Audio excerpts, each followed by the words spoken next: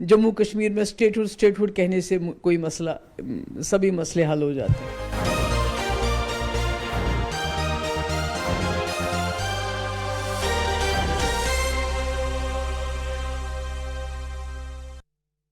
जम्मू कश्मीर में एक बार फिर स्टेटहुड का मुद्दा तूल पकड़ता जा रहा है और कल एक बैठक भी हुई है राहुल गांधी के घर पे, जिसमें पीडीपी अध्यक्ष महबूबा मुफ्ती ने भी शिरकत की थी। हमारे साथ खुद इस वक्त फॉर्मर चीफ मिनिस्टर और पीडीपी प्रमुख महबूबा मुफ्ती है। मैडम, सबसे पहला सवाल, कल रात की जो मीटिंग थी, जो डिनर था, उसमें आपने जम्मू कश्मीर पे किन मुद्दों को उठाया? नहीं, वहाँ तो वोट चोरी की बात है जो सबका मुद्दा है। और अगर आपको याद होगा, जब हमारे जम्मू कश्मीर के अंदर डिलिमिटेशन हो गया तो वोट चोरी की शुरुआत तो तभी से होगी। किसी कॉन्स्टिट्यूंसी में 1.5 लाख वोटर है, किसी कॉन्स्टिट्यूंसी में 60,000 वोटर है। There is no criteria. इधर का इलाका उधर से मिला है, उधर का इलाका, जेरीमेंडरिंग इतनी ज़्यादा होगी। I don't think it's about Jammu Kashmir now. It's about Jammu Kashmir has become a template. Jammu Kashmir एक लेबॉरेटरी बना है। आप वहाँ से शुरुआत करते हैं, पूरे मुल्क को आप वैसा ही बना देते हैं कि जैसे जम्मू कश्मीर को आपने एक प्रिंसली स्टेट को, एक मिनी इंडिया को, जिसके स्पेशल पावर्स थे, जिसने इस मुल्क की जो कांग्रेस की उस वक्त की लीडरशिप थी, खासकर जवाहरलाल नेहरू को देख के, इस मुस्लिम मेजॉरिटी होने के बावजूद मुल्क के साथ हाथ मिलाया था। आज आपने उसको एक म्यूनसिपैलिटी में कन्वर्ट किया। वहाँ तमाम एजेंसीज़ को आप इस्तेमाल करते हैं रेड्स डालने के लिए। कोई बात करते हो तो उसको जेल में डाल देते हो। It's like an open air prison. तो अब आप कहते हैं कि जम्मू कश्मीर की क्या बात हुई? जम्मू कश्मीर की कितनी बातें करेंगे, क्या क्या बोलेंगे जम्मू कश्मीर का? जम्मू कश्मीर में कौन सी बात सीधी है? आज जम्मू कश्मीर के हालात ये है कि जम्मू कश्मीर एक फ्लैश पॉइंट बन गया है कि कोई हादसा होगा तो हमारी जंग हो जाएगी। मतलब जम्मू कश्मीर एक मिसाल बन गया है पूरे मुल्क के लिए। जैसे जम्मू कश्मीर को एक स्पेशल स्टेटस से डिमोट कर के नीचे ला ला के एक म्यूनसिपैलिटी बनाया है। आप देख लीजिएगा, अगर अभी लोग जागे नहीं, उठे नहीं, तो पूरे मुल्क को ये यूनियन टेरिटरी बना के सेंट्रल में अपना पावर रख के सारे तबाही कर देंगे। लेकिन बात हो रही है स्टेटहुड को लेकर। हमने ये भी देखा कि कल फारूक साहब ने कहा उस मीटिंग में कि हमने स्टेटहुड का मुद्दा उठाया है। हमने हाल ही में ये भी देखा कि उमर के बहुत से स्टेटमेंट्स आए हैं। उन्होंने एक चिट्ठी भी लिखी है हाल ही में सभी पॉलिटिकल पार्टीज़ को कि स्टेटहुड के मुद्दे पर आप पार्लियामेंट के अंदर उनका समर्थन दीजिए। तो क्या इनके स्टेटहुड की जो डिमांड है, जो लगातार नेशनल कॉन्फ्रेंस को पिच कर रही है, आप सपोर्ट करती हैं? देखिए, स्टेटहुड को कौन नहीं चाहेगा कि स्टेटहुड वापस मिलना चाहिए, मगर स्टेटहुड खाली जम्मू कश्मीर का मसला खाली स्टेटहुड का नहीं है। जम्मू कश्मीर का मसला जो उसका स्पेशल स्टेटस था, जिसको सोच समझ के इस मुल्क की जो उस वक्त की लीडरशिप थी, जिसमें जवाहरलाल नेहरू के अलावा सरदार पटेल साहब भी थे, बाकी लोग भी, बाकी सीनियर लीडरशिप भी थी, क्योंकि वो जम्मू कश्मीर की जो एक अलग डेमोग्राफी है, अलग कल्चर है, अलग रिलीजियस मतलब मिक्सचर है लोगों का, हिंदू मुस्लिम, it's like a mini India. उसको प्रिजर्व करने के लिए उस वक्त ये सोचा गया है कि इसको एक ऐसी सेफ गार्ड दिए जाने चाहिए विद इन इंडियन कॉन्स्टिट्यूशन। वो कोई चाइना का कॉन्स्टिट्यूशन नहीं था, पाकिस्तान का नहीं था। तो आज आपने वो सारे सेफ गार्ड्स हटाए। तो जब उमर साहब बात करते हैं स्टेटहुड की और सारी पार्टीज़ की, पहले वो जो उनका अपना मेंबर पार्लियामेंट है रूहुल्लाह साहब, उनको आमादा करें ना। वो पार्लियामेंट में खाली स्टेटहुड की बात करें। रूहुल्लाह साहब भी कहते हैं कि खाली स्टेटहुड की बात नहीं करनी चाहिए, हमें ओवरऑल जो हमारा स्पेशल स्टेटस है उसकी बात करनी चाहिए। उसके बाद कब तक हमें स्ट्रगल करना पड़ेगा वो करेंगे, मगर जम्मू कश्मीर की समस्या को हम स्टेटहुड तक लिमिट नहीं करेंगे, because that's what BJP wants. अगर आज बीजेपी का नैरेटिव है स्टेटहुड, एनसी का नैरेटिव है स्टेटहुड, तो फ़र्क क्या रहा? अगर हम लोग भी सिर्फ स्टेटहुड कहते रहेंगे। मेरा है कि जम्मू कश्मीर की जो समस्या है, जिसकी वजह से हम जंग के दहाने तक पहुंच गए, जिसकी वजह से ट्रम्प, जिसको मालूम ही नहीं है कश्मीर कहाँ है, उसने कहा 1000 साल पुराना ये समस्या है, इसमें हम इंटरवीन कर सकते हैं, मुदाखलत कर सकते हैं उसको हल करने के लिए। जिसने अभी तक 30 बार बोला मैंने इंडिया और पाकिस्तान की जंग रुकवाई। ये क्यों हुआ? जम्मू कश्मीर की समस्या की वजह से। और जम्मू कश्मीर की समस्या सिर्फ स्टेटहुड नहीं है, जम्मू कश्मीर की समस्या खाली 370 नहीं, इट गोज़ बियॉन्ड दैट। तो जब तक आप इन सब मुद्दों को नहीं देखेंगे, मुझे नहीं लगता है कि जम्मू कश्मीर में स्टेटहुड कहने से कोई मसला, सभी मसले हल हो जाए। हम बात करें जम्मू कश्मीर की, तो हाल ही में एक फैसला, एक ऑर्डर सामने आया है जहां पर 25 किताबों को जो सिसेशनिज्म को प्रमोट कर रही थी उनको बैन किया गया है। इस पर आपका रुख क्या है? कोई भी बात करता, कोई इनसे सवाल पूछता है, कहता है आप एंटी नेशनल हो, आप सेशनिस्ट हो, तो किताबें तो सेशनिस्ट नहीं होती हैं। अरुणदत्ती रॉय जिसको वर्ल्ड फेमस वो राइटर है, उसकी किताब आपने बैन कर दी। नूरानी साहब की बुक्स जो इतना ज़्यादा जानते हैं, कॉन्स्टिट्यूशन के ऊपर इतना कुछ लिखा हुआ है। तो मेरे ख्याल में हम एक जमहूरी मुल्क में रहते हैं और जमहूरियत में ख्यालात की जंग होती है। You have to fight ideas with a better idea. आप आइडिया को किल नहीं कर सकते, आप हिस्ट्री को इरेज नहीं कर सकते हैं बुक्स को बंद करके। हिस्ट्री है कि मुगलों ने हिंदुस्तान में आके यहाँ की तरक्की में बहुत बड़ा हाथ बनाया। आज अब लाल किले से जो झंडा लहराते हो वो भी उन्हीं मुगलों का है। जब आप कुतुब मीनार लोगों को, अंग्रेज़ों को दिखाते हैं वो भी मुगलों का। जब आप ताजमहल जो दुनिया का वंडर है वो भी मुगलों की बनाई। तो आप मुगलों को नाम किताबों से मिटाएंगे, ताजमहल को कैसे मिटाओगे, लाल किले को कैसे मिटाओगे? तो इसी तरह से जो किताबें हैं, जो हिस्ट्री है जम्मू कश्मीर की, उसको आप किताबें बंद करके नहीं मिटा सकते। लेकिन तर्क ये बताया जा रहा है कि इन किताबों का इस्तेमाल जमात इस्लामी कर रही थी अपने कैडर्स को बांटने में और इस तरह को जो ये एजेंडा है उसको प्रमोट करने के लिए। आरएसएस कौन सी किताब पे काम करती है? हिटलर की किताब, नाजी की किताब, that is what they believe in. तो सबसे पहले तो फिर उनको बैन किया जाना चाहिए। कोई भी लिटरेचर पढ़ने से तो बुरा नहीं होता है। अगर कोई लिटरेचर ऐसा है कि जिससे खुदा ना खास्ता आपस में दुश्मनी फैल जाए, आपस में कम्युनिटीज़ में, वो सबसे बड़ा काम तो बीजेपी करती है, उसका कम्युनिटीज़ में नफ़रत फैलाने का। तो ये तो मुझे समझ नहीं आता, किताबों के पीछे भी इतनी ज़्यादा वेंजेंस। जब आप फ्रस्ट्रेट हो जाते हैं, जब आपको मालूम होता है कि आप नाकाम हो गए, आपकी जो आयरन फिस्ट पॉलिसी वो पूरी तरह से फेल हो गई है और आज आपने जम्मू कश्मीर को जंग के दहाने तक पहुंचाया है, तो फिर आप इसी किस्म की हरकतें करना शुरू कर देते हो। बात करें उमर सरकार की तो लगभग कुछ दिनों के अंदर 10 महीने पूरे हो जाएंगे। इन 10 महीनों को कैसे देखती हैं आप? उन्होंने अपने कितने वादे पूरे किए जो उन्होंने ड्यूरिंग कैंपेनिंग किए थे? नहीं, अगर एक आम इंसान, मैं तो उनकी अपोनेंट हूँ नेचुरली, आप मुझसे मतलब पॉजिटिव नहीं बोलेंगे, मतलब पॉजिटिव इन द सेंस कि अपोजिशन हैज़ टू अपोज और उसके बाद डिपोज। तो हमारा काम तो यही होता है ना, अपोज करना। मगर अगर आप एक आम कश्मीरी देखिए, जब नेशनल कॉन्फ्रेंस को 50 मेंबर असेंबली मिले, मेंबर पार्लियामेंट मिले, 3 मेंबर पार्लियामेंट लद्दाख मिला के, तो हमने सोचा कि चलो कोई अपना आ गया। अभी तक हमारा डायरेक्ट रूल था बीजेपी का सेंटर से, तो उसमें वो कुछ ना कुछ रोज़ कोई ना कोई ऐसा कोई रेड्स करते हैं, नौजवानों को पकड़ के ले जाते हैं, अफसरों को टर्मिनेट करते हैं और कोई ना कोई ऐसी बात ज़रूर करते थे जिससे जम्मू कश्मीर की जो इख्तियारात है ख़त्म हो रहे थे। Jammu Kashmir people were being dispossessed, disempowered. तो हमने कहा अब अपनी सरकार आई, चलिए हमारी अपोनेंट की सरकारी से ही, मगर शायद ये कुछ जम्मू कश्मीर में लोगों को थोड़ा रिलीफ मिलेगा। लोग बोलें कि अब अपनी सरकार आ गई है, अब हम चैन से सांस ले सकेंगे।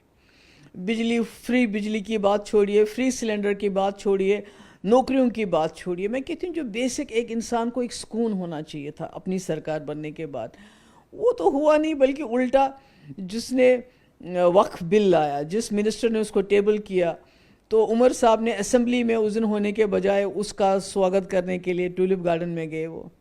इसी तरह जो हम चाहते थे 13 जुलाई पे रेजोल्यूशन लाते थे हम छुट्टी के लिए, उसको भी रिजेक्ट कर दिया असेंबली में। तो ऐसा लगता है कि सरकार बनने के बाद 50 सीटें होने के बावजूद जो लोगों की उम्मीदें थी उसमें किसी उम्मीद पे जो है ये सरकार पूरी नहीं उतर रही है। लेकिन उनके मंत्री आरोप लगा रहे हैं, डिप्टी सीएम का भी रिसेंटली स्टेटमेंट था कि हमको जो है काम नहीं करने दिया जा रहा है, और फारूक साहब ने यहाँ तक कह दिया कि राजभवन में वाइस रॉय है। तो क्या ये रीज़न है कि उनको काम नहीं करने दिया जा रहा है या वो कर नहीं पा रहे हैं? मालूम नहीं है कि मैंने एक एलजी साहब की एक बात सुनी थी, नॉट दैट आई एग्री जो भी हो रहा है वहाँ पर, मगर एलजी साहब ने कहा कि सारे डिपार्टमेंट जो है पुलिस को छोड़ के इस वक्त उमर साहब के पास हैं। जैसे आपको सड़क बनानी, आपको फ्री बिजली देनी, आपने फ्री सिलेंडर देना, आपने नौकरी देनी है, आपने अच्छी बिजली देनी है, पानी देना है।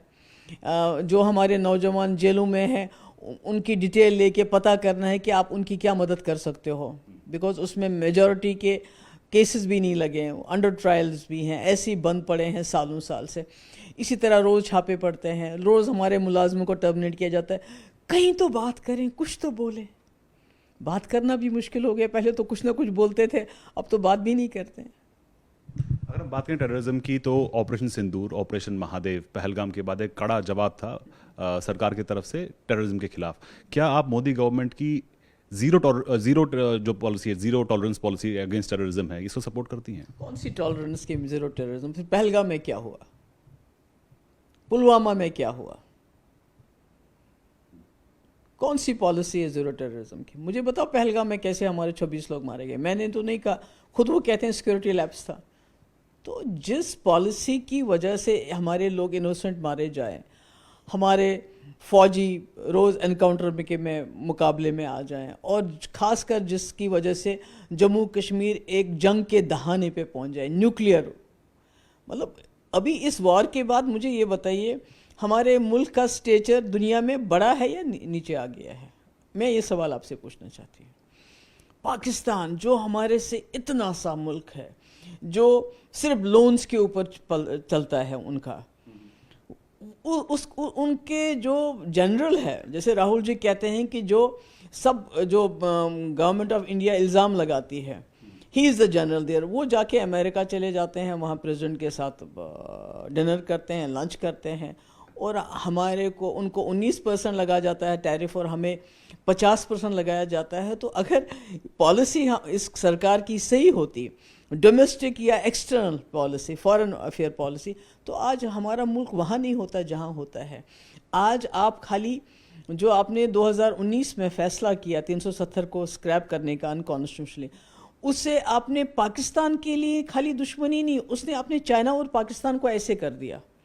और आज आप आर्म्स की जो रेस है, जो हथियारों की रेस है, वो खाली पाकिस्तान से मुकाबला नहीं कर रहे हैं, आप चाइना के साथ भी मुकाबला कर रहे हैं। क्योंकि अभी हमारा जो CDS है, उनने खुद बताया कि जो ये ऑपरेशन सिंदूर था, उसमें हम पाकिस्तान के साथ नहीं लड़ रहे थे, बल्कि पाकिस्तान के साथ चाइना के साथ भी लड़ रहे थे। यानी हमारा मुल्क जो अभी इकोनॉमिकली इतना वीक है, ऑलरेडी 80 करोड़ लोगों को हम मुफ्त राशन देते हैं, अब हम इस आर्म्स रेस में ऐसे फंस गए हैं कि हम अपने लोगों को गरीबी की रेखा से कैसे उठाएंगे, कैसे अच्छे अस्पताल देंगे, जबकि हमारा सारा पैसा, हमारी सारी एनर्जी, सारा ध्यान जो रहेगा वो इसमें रहेगा कि हम किस तरह चाइना के साथ मिलिटरीली कम्पीट करें, वेपनरी के साथ कम्पीट करें, because it's no more about Pakistan now. तो ये कौन सी पॉलिसी है, बताइए मुझे। अच्छा, पहलगाम हमले के बाद हमने देखा कि अमरनाथ यात्रा इस बार पीसफुल भी रही, कामयाब भी रही, 4 लाख से ज़्यादा श्रद्धालु वहाँ पहुँचे थे। और अब आपको लगता है कि वहाँ पर अप्रैल के बाद हालात बदले हैं, वहाँ पर टूरिज्म वापस पटरी पर लौट रहा है? हम तो उम्मीद करेंगे, और मैं तो आपके माध्यम से अपने जो मुल्क के तमाम लोगों को गुजारिश भी करना चाहूँगी, रिक्वेस्ट भी करना चाहूँगी कि ये जो हादसा हुआ पहलगाम का, बहुत बुरा हुआ, और हमें सबको बहुत तकलीफ़ हुई उस हादसे से। और हमारे लोगों ने उस वक्त भी जो वहाँ थे, जो उनसे बन पड़ा कर लिया, खून भी दे दिया, अस्पताल भी पहुँचाने की कोशिश की, मगर हालात एक जैसे नहीं होते हैं। अब हालात बेहतर हो गए हैं, और आपको ज़रूर कश्मीर आना चाहिए, और कश्मीर की खूबसूरती का आपको पूरा लुत्फ़ लेना चाहिए। आपने ट्रंप की बात की, तो हाल ही में ट्रंप ने पहले 25% लगाया टैक्स, उसके टैरिफ, उसके बाद 50% तक उसको पहुंचाया। आपको लगता है कि जो अमेरिकन गवर्नमेंट, जो अभी ट्रंप सरकार वहां पर है, वो कहीं ना कहीं भारत विरोधी रुख अपना रही है? वो तो दोस्त हैं, वो तो बहुत बड़े दोस्त थे, ट्रंप हमारे मुल्क के थे ना। तो यही देखना चाहिए कि कहाँ हमारी पॉलिसी, हम कहीं ना कहीं हमारी जो मुल्क की पिछले 10-11 साल से जो डोमेस्टिक पॉलिसी है, उसी को हम फॉरेन पॉलिसी बना रहे हैं। यानी कि जो हमें डोमेस्टिकली सूट करता है, हम वही फॉरेन पॉलिसी में भी चलाते हैं। You have to have a different foreign policy and domestic अलग। आपने दोनों को जिस तरीके से वोट मिलेंगे, आप वही बात करते हैं। और कहीं ना कहीं ये कमज़ोरी हमारी बाहर के मुल्कों ने पकड़ ली, अमेरिका ने पकड़ ली है, चाइना ने पकड़ ली। चाइना ने हमारी ज़मीन पे कब्ज़ा किया, हमने कहा उन्होंने कुछ भी नहीं लिया। इसी तरह से मैं समझती हूँ कि हमारी डोमेस्टिक पॉलिसी, हमारी फॉरेन पॉलिसी जो है, हालांकि गुस्सा होता है यहाँ जब कश्मीरी फॉरेन पॉलिसी की बात करते हैं। ये बात और है कि जंग जो है हमारी जम्मू कश्मीर के बॉर्डर्स पे लड़ी जाती है। जो आपकी foreign policy, it's all about Jammu and Kashmir, उसके अलावा आपकी फॉरेन पॉलिसी क्या है? आज भी ट्रंप उसी की बात कर, तो मैं समझती हूँ कि ट्रंप बहुत ही ज़्यादा जो है उसके बारे में मालूम नहीं कब वो क्या कहेगा, मगर ये जो हमारा जो अभी उनके साथ जो हालात हो गए हैं वो काफ़ी ख़राब हो गए हैं। और कहीं ना कहीं इसमें जो हमारा मिक्स हो गया है domestic policy with foreign policy, उस वजह से शायद बाहर के लोग हमें ज़्यादा सीरियसली अब नहीं लेते हैं। इसी बीच ये भी खबर है कि आसिम मुनीर एक बार फिर अमेरिका जाने वाले हैं। इससे पहले वो व्हाइट हाउस में उन्होंने लंच किया था, लेकिन फिर वो अमेरिका जाने वाले हैं। तो क्या ये इंडिकेशन है कि ट्रंप कहीं ना कहीं पाकिस्तान को ऑब्लाइज कर रहा है, पाकिस्तान की तरफ ज़्यादा उनका झुकाव हो रहा है? देखिए ना, पाकिस्तान जो है बहुत ही अक्लमंदी से वो चाइना और अमेरिका दोनों को साथ साथ रख रहे हैं। वो अपनी स्ट्रेटजिकल पोजीशन का इस्तेमाल कर रहे हैं। हमारी भी बहुत अच्छी स्ट्रेटजिकल पोजीशन है जम्मू कश्मीर की। क्यों नहीं सिल्क रूट खोला जाता है? क्यों नहीं हमारा जो मुल्क है वो गेटवे ऑफ सेंट्रल एशिया बनाता है जम्मू कश्मीर को? अगर उन्होंने सी पैक किया, उन्होंने बेल्ट एंड रोड का वो किया चाइना के साथ, तो हमारा मुल्क पीछे क्यों? हम भी तो स्ट्रेटजिकली वेल प्लेस्ड हैं जम्मू कश्मीर, उसका इस्तेमाल क्यों नहीं हो रहा है? तो कहीं ना कहीं हमारे मुल्क में तो अनफॉर्चुनेटली पिछले 10-11 साल से ज़्यादा ध्यान जो है कौन सा मीट खाया, सब्ज़ी किसने खाई, सर पे टोपी किसने पहनी है, नमाज कौन पढ़ता है, मंदिर कौन जाता है, तो ये इसी में तो हमारी सारी पॉलिटिक्स फंसी हुई है। और हमारा तो बिल्कुल ध्यान हट गया हर चीज़ से। जिस पे हमारा ध्यान होना चाहिए था कि पाकिस्तान पिछले सालों से कितनी एयरफोर्स एक्सरसाइज कर रहा है, उनके पास चाइना की वजह से कितना ज़्यादा वेयर विदॉल वेपनरी आई है, वो क्या कर रहे हैं। एक आखिरी सवाल, राहुल गांधी लगातार इलेक्शन कमीशन को निशाना साध रहे हैं, इलेक्शन कमीशन पर। इसी बीच एसआईआर को लेकर भी संसद नहीं चल पा रही है, उसमें भी काफ़ी हंगामा हो रहा है। तो आपको लगता है कि कॉन्स्टिट्यूशनल बॉडी पर इस तरह से सवाल उठाना सही है? बहुत अनफॉर्चुनेट है कि जब से ये सरकार बनी है हमारे कॉन्स्टिट्यूशन को डिस्ट्रॉय किया जा रहा है। जो हमारी जो बॉडीज़ हैं, जो एग्जीक्यूटिव है, जो आपकी एजेंसीज़ है, सबको मिसयूज़ किया जाए, चाहे ईडी हो, एनआईए हो, सीबीआई हो, सबको थ्रेटन करने के लिए इस्तेमाल किया जा रहा है। हमारी जुडिशरी को सबवर्ट किया जाता है। जब भी जुडिशरी आपका कोई डिसीजन देती है जो सरकार के मुनाफिक नहीं होता है, तो आपने देखा कि जब जुडिशरी का डिसीजन आया दिल्ली सरकार को लेके, ट्रांसफ़र्स को लेके, इन्होंने ऑर्डिनेंस लाया। उसके बाद दूसरा डिसीजन आया कि इलेक्शन कमीशन ऑफ इंडिया के सिलेक्शन के लिए, उसमें भी ऑर्डिनेंस लाया। तो आज इलेक्शन कमीशन और बीजेपी सरकार में पूरी जुगलबंदी है। आज जितने भी हमारे इंस्टीट्यूशंस हैं, they have been belittled, they have been subverted, और election commission is no different. Media का बेड़ा गर्क हो गया है। अगर मीडिया इस वक्त न्यूट्रल होता तो इस मुल्क के हालात इस वक्त ऐसे नहीं होते। आसिफ मुनीर साहब ट्रंप के साथ लंच और डिनर नहीं कर रहे होते, और हमको 50% टैरिफ नहीं लगता, क्योंकि अगर हम नॉन अलाइनमेंट में होते और अगर मीडिया सच बोलता है, मीडिया सच बोलता नहीं, मीडिया भी हिंदू मुस्लिम करता रहता है। तो इसलिए मेरा ये कहने का मकसद है कि जब तक हम मतलब जो बीजेपी अपने आप को बहुत ही ज़्यादा देशभक्त पार्टी कहती है, जब तक वो वोट को छोड़ के मुल्क को सामने नहीं रखेगी, देश हित को सामने नहीं रखेगी, तो हम खुदा ना खास्ता और दिन ब दिन नीचे जाते रहेंगे। हमसे बात करके बहुत बहुत शुक्रिया। तो ये थी पीडीपी प्रमुख और former chief minister Mehbooba Mufti. Camera person Prakash Gupta के साथ शैलेंद्र वांगू, न्यूज़ 18 नेटवर्क, न्यू दिल्ली।